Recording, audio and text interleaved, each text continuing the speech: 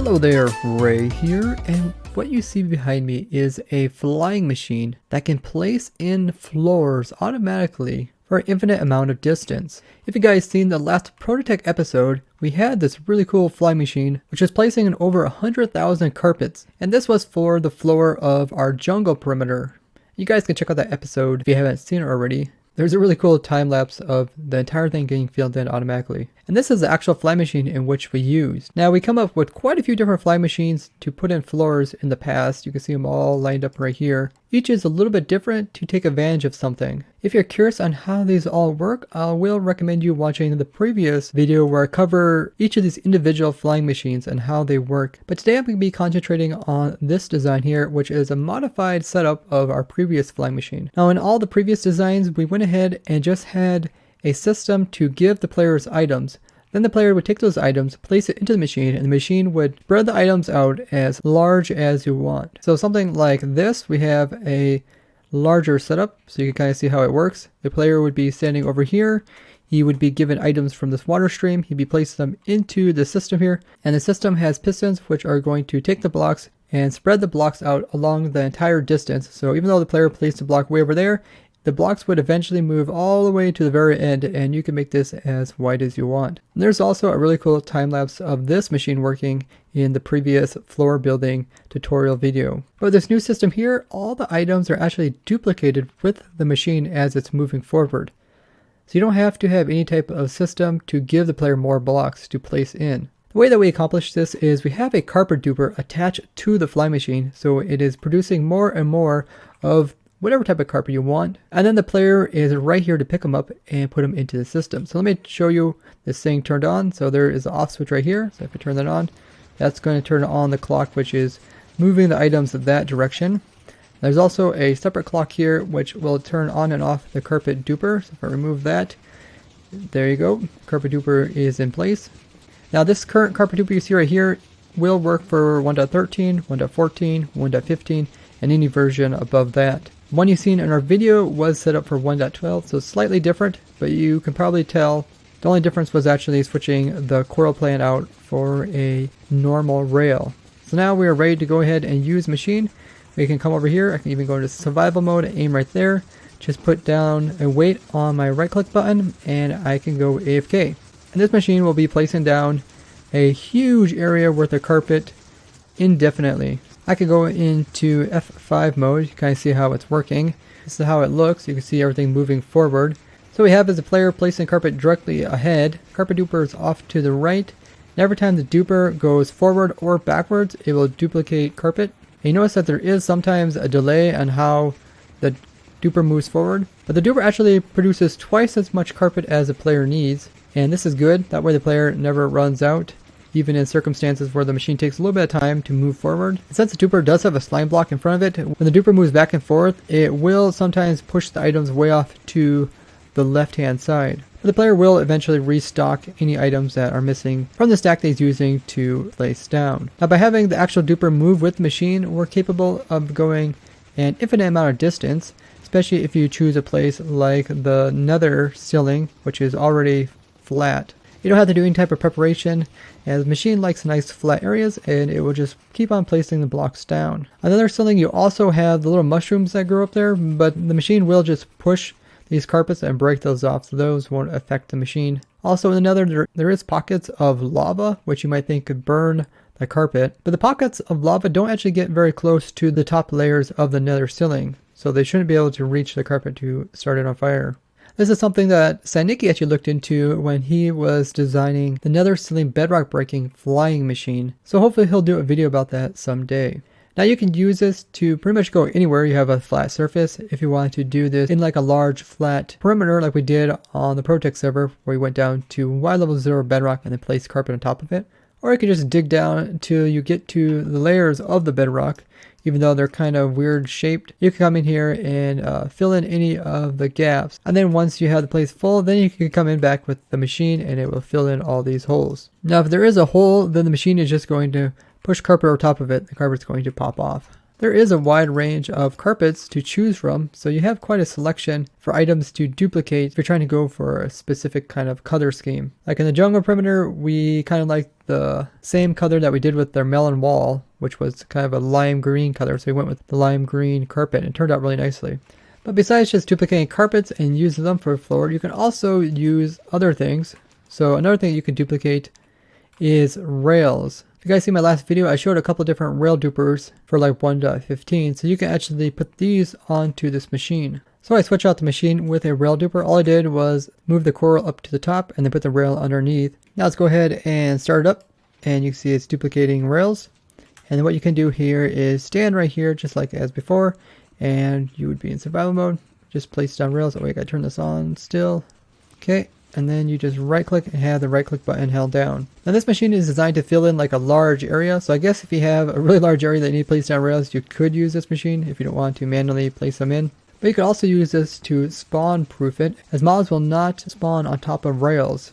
Now depending on which direction you place the rails in, you might get this kind of thing to occur, which is kind of odd looking, but I'm guessing if this got quite large, it would look pretty cool. Essentially what's happening is this rail here doesn't get updated when it's last placed, and instead it connects to the new rail that you place, and then it kind of stays that way, and the next one, same thing kind of happens, and it repeats. So it might actually look like a pretty cool design when you're done. Maybe we'll have to do that on the ProtoTech server, make an entire floor just out of rails. Of course, there's quite a few different variations of the rails. Let's go ahead and stop this. You also got like your detector rails, your normal rails, and your activator rails. And each of these also work pretty much the same way as the powered rails. So if you go ahead and use these, you can kind of see they will straighten out eventually, just like the other ones. Same goes for the activator rails. They'll also try to straighten out, where the normal rails won't really do that. They'll just try to connect to whatever is close to them. So you can kind of see how they're just moving along and updating. It looks actually really strange how they're updating. But if you ever get like a straightaway area, then the rails won't kind of connect to other stuff, so then it looks normal. But maybe you could kind of start out by doing some weird design, and then the rails would continue to connect that way over and over again. So you could make some pretty cool patterns with the normal rails. Maybe if you had like a very large mob farm where you're picking up the loot with hopper minecart, you could use this kind of system to place down all those rails. The main problem is the hopper minecarts and minecarts in general are not very dependent over long periods of time. So here you can kind of see the results of the rails. They will eventually straighten out like this, and of course the normal rails will like to curve at the end of it. I actually designed a specific machine to make an infinite rail system across the nether. So if you're looking just to make a super long rail system, I actually designed one of those specifically. Not only it will allow the player to automatically place down all the rails while being AFK, it also powered them too, so they'll stay powered. So that all you have to do once you're done is hop on the rail system and then take off down it with your minecart. Pretty cool contraption. It's very small as well, so definitely check that out if you're looking to do a very long rail system. And of course the machine is all AFK and automatic. So I won't go over this device here or this one as it was covered in the previous video. I'm just going to talk about the extension that we added onto this. So what we got here is actually two extensions. We got a piston here which is moving this extension. And this only consists of this observer clock here. So just two observers back to back, which are creating a pulse right over here. Then we have another extension which consists of this piston and this observer here. Every time it moves forward, the observers, this one as well as this one, are going to power these two pistons, pushing their two extensions in front of them. This extension consists of the actual duper, which is the sticky piston, these sticky blocks, and these pieces over here, and also this terracotta block. And essentially what happens when it moves forward is it doesn't matter if it's extended or retracted, it will push this segment forward. But the first thing it's actually going to do is push this segment. So this segment consists of the clock, and it'll get moved over here, so the clock won't be able to constantly be powering this piston over here. So let's see if I can illustrate that. Let's move this forward a little bit. So when I put this next block in, it's going to reach the push limit, and then this piston won't be able to extend, making the machine move forward. When it moves forward, what's going to happen is it's going to move the power source out of the way, and then shortly afterwards, it's going to push this segment forward. And by that time, the piston here will not be pulsing anymore, and it will be able to get stuck to one of these two slime blocks, depending if it's extended or retracted, and then moved forward with the device. Let's go ahead and put that piece in. You guys can watch it happen. Kind of see it works pretty fast. And then once they move forward, they can start up again. This clock here starts to pulse, and this piston starts to go back and forth and duplicate more stuff. Now in some cases, if you happen to start this at weird times, the piston can kind of get stuck, but once you find a timing that works, it should always work. You can kind of see how this clock over here and this clock over here are pretty much moving at the same pace, but they're not moving at the exact same time. So it might be possible to kind of start these two machines at the same time, and then maybe you wouldn't ever run into a problem where one gets left behind. So let me see if I can actually illustrate it occurring.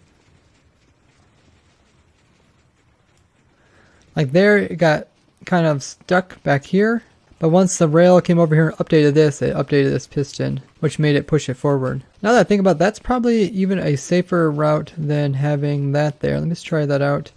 I think that will probably actually fix any issue of it accidentally get left behind, because now technically it won't even move forward until the player has placed in rails. The machine moves forward, that device stays there until the player places in rails. Hey, I think that will fix any problems that people might have without synchronizing the two together. So that's up to you guys if you want to place in that observer or not. With this system here, it will take a couple more rails each time. Like from here to here, it's about 4 rails. So you'll place on 4 rails before the duper will start. The duper is producing twice as many rails as you need, so you should be able to replenish, especially if you got a longer strip than this. This strip is kind of short. And then to turn them off, you just need to place like a redstone block here, and you want to place like a redstone block along this piston here, so you can place it back here or on the side. Sometimes it's kind of hard to click on these moving pistons to actually place a block there, so it's easier to place it like on the side there, and it won't affect anything else around here. Now when using this on single player, it's not too difficult to have the player be pushed along with blocks like in front of him like this, because there's really no disconnect between you and the server. But on multiplayer, you might have problems that your player kind of clips into the block here and then gets pushed forward a little bit later. Now we never actually had this problem over the 20 hours which we put in our floor on the ProtoTech SMP server, but it is possible for the server and the client to kind of disconnect. So your client might think the player is here, the server might still think the player is back here, and you might clip into this block in front of you. Now it is a block that won't suffocate the player, so you won't have to worry about damage, but it is possible that instead of you getting pushed back this direction, you might push out the side or something. Now there is a way to fix this if the machine would push the player while inside of a minecart, and you can do this with this system as well. So from here you should be able to reach that block down there. You can also click up on this trap door as well, and then when it moves forward you should be able to move with it. Let's go ahead and try that. Yeah, the minecart was moved, so was the player. That might be a good way of doing it if you want to sit inside of a minecart and do that. I'm right up against the edge with this trapdoor here. That's what it looks like. And it looks like it's working good. And that's with the observer over there. So there's a lot of different ways you can do it. You just gotta be kind of creative when choosing a place to put your minecart. Now the items that get thrown over here will clump up, so there won't be that many entities here, and then they'll eventually despawn after 5 minutes. So you don't have to worry about a large amount of lag occurring from those. We really had a lot of fun designing up these machines, and it was a little tricky coming up with a system to move the dupers along with it, but we managed to get it to work. And if you're curious how any of these are built up, we will provide the world download in the description so you guys can come on and see how block for block to build these up. And I always recommend testing stuff like in a backup world before doing it up on your server. If you guys did enjoy this video, be sure to go ahead and share it with others so they can learn about cool things you can do with fly machines, as well as drop the video a like. If you're ever wondering what is the best way to support my channel, it's just by sharing what I do with other people who play Minecraft. But if you would like to support me even more, I do have a Patreon where I do have rewards for different levels. So if you're able to join my Patreon, I really appreciate that. And I really have fun with the different rewards. And with the rewards, it allows me to get to know you guys better. And you guys are able to showcase your work through me. So if you haven't took a look at my Patreon page, I'll link it down below. And I would like to thank you guys for watching, and I'll see you guys in the next one. Bye-bye.